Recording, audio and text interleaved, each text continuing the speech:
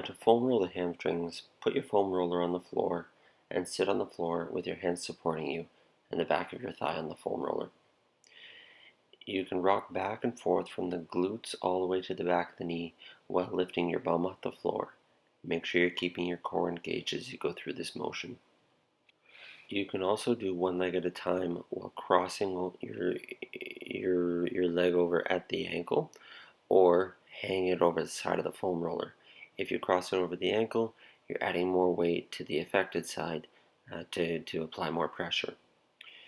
You can also roll on the inside and outside, so rotate your body either inwards or outwards to get different parts of the hamstring muscles. Again, if you find tender spots, you can spend more time in one area and slowly oscillate over it.